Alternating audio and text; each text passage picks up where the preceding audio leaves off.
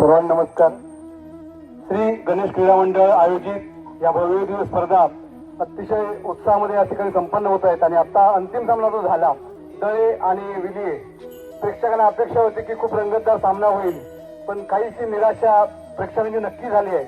हा अतिशय नक्कीच सामना झाला असता, पण प्रसादचा जो पहिला बळी गेला त्याच्यामुळे थोडीशी रंगत कमी झाली, पण हरकत नाही। पुढच्या वेळी अतिशय चांगल्या पद्धतीने हा संघ अजून प्रयत्न करेल। दळे हा खूप टोकाचा गाव आहे, माझा गाव आहे आणि माझा गावाचा संघ फायनल मध्ये आला म्हणून मला निरोप लगेच परत आलो, कारण मी दुपारी इथून येऊन गेलो होतो। सेमीफायनल व्हायची होती, सेमीफायनल मध्ये हा संघ पोहोचला होता, सेमीफायनल विजय झाल्यानंतर मला निरोप मिळाला आणि तसाच मी निघालो।